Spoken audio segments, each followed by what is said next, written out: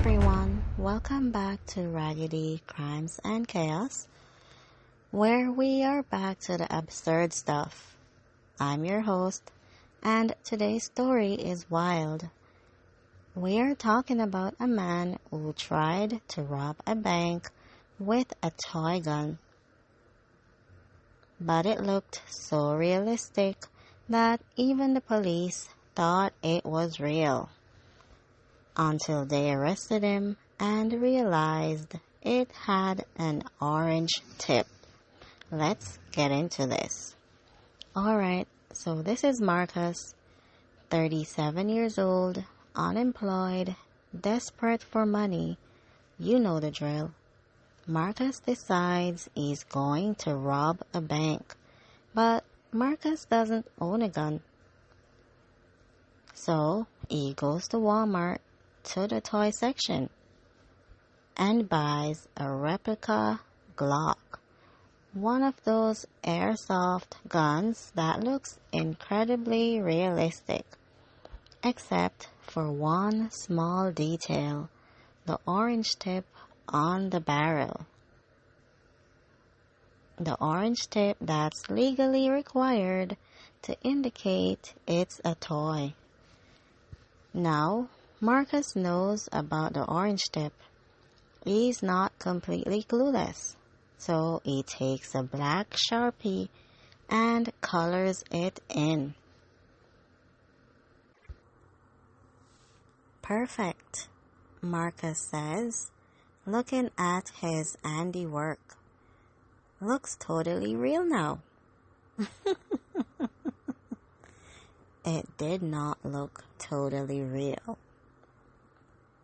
Marcus spends 2 days planning this robbery.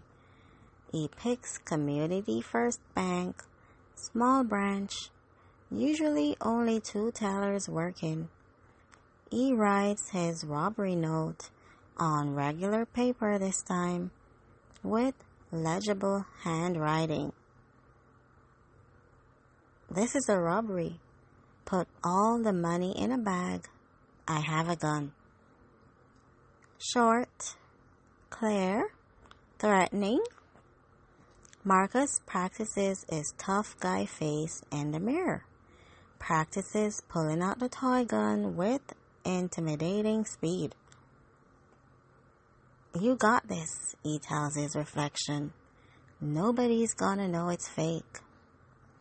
On the day of the robbery, Marcus puts on sunglasses and a baseball cap, tucks the toy gun in his waistband, and walks into Community First Bank at 2 p.m. on a Thursday. Marcus approaches the teller, a woman named Susan, who's worked there for 12 years. He slides the note across the counter without saying a word. Susan reads it. Her eyes go wide. Is this real? She asked quietly. Marcus pulls the gun from his waistband, points it at her. Does it look real? He tries to sound tough. Susan's hands are shaking as she starts putting money in a bag. The other teller, Mike, sees what's happening and hits the silent alarm. Marcus is so focused on Susan that he doesn't notice Mike at all. Susan hands over the bag, about $3,200 in cash. Please don't hurt anyone, she says. I won't. Just stay calm, Marcus says, backing toward the door. He actually feels bad seeing how scared Susan is. But he's committed now. He's got the money. He's leaving. Outside, he gets in his car and drives away, heart pounding, hands shaking. But he did it. For about 4 minutes, Marcus thinks he got away with it. Then he sees flashing lights in his rearview mirror. Marcus thinks he got away with it. Then he sees flashing lights in his rearview mirror. No. 3 police cars, all converging on him. Marcus pulls over because what else is he gonna do? Outrun the cops in his 2004 Honda Civic? Officers approach with weapons drawn, hands where we can see them. Marcus puts his hands out the window. "I'm unharmed," he yells. "We know you have a gun. Show us your hands." "It's a toy. It's a toy gun." The officers looked at each other confused. "Step out of the vehicle slowly. Keep your hands visible." They pull Marcus out, pat him down, find the toy gun tucked in his waistband. Officer Rodriguez tucked in his waistband. Officer Rodriguez pulls it out and immediately notices something. Is this a toy? Officer Chen looks closer. That's an airsoft gun. Look at the barrel. They examine it, and there it is. Underneath the black Sharpie, you can still see the orange tip. He colored it over the orange part with marker. You can still see the orange tip. He colored over the orange part with marker, Officer Rodriguez says, holding it up.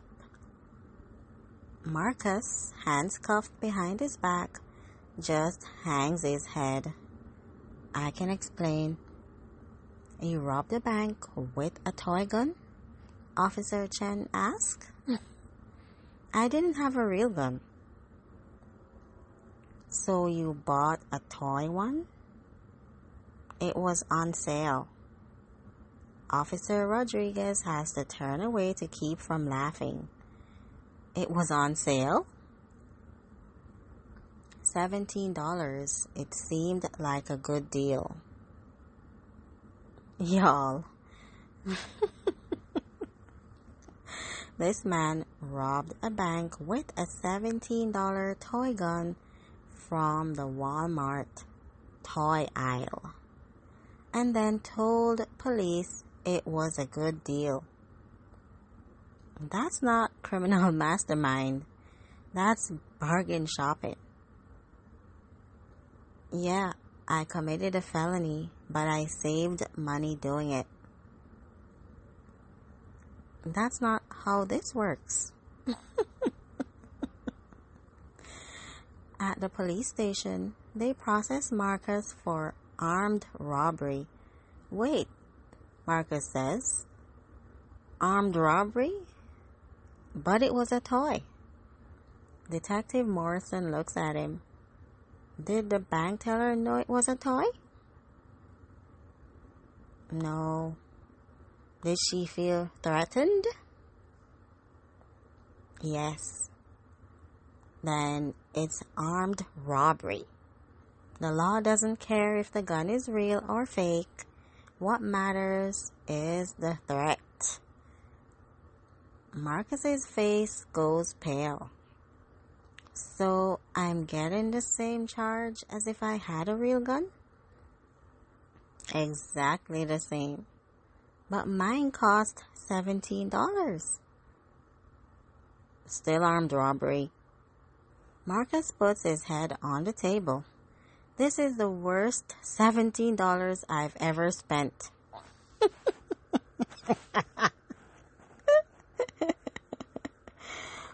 During processing, they lay out all the evidence: the toy gun, the money bag, the robbery note, security footage from the bank, and Officer Chen holds up the gun. For the record, this is a spring-powered airsoft pistol, model G17, purchased at Walmart for $16.97 plus tax. We confirmed it with the receipt we found in your car. Marcus groans. I kept the receipt? You kept the receipt with your name on it from your Walmart Rewards account. Detective Morrison can't help but smile. You used your rewards card to buy the gun you used to rob a bank? I'm saving up for a discount on tires, Marcus says weakly. This man committed armed robbery, but still wanted those Walmart reward points. That's commitment to savings. Detective Morrison sits down across from Marcus. Walk me through your thought process here. I needed money. I didn't have a gun, so I bought a realistic-looking one. From the toy section? Yes.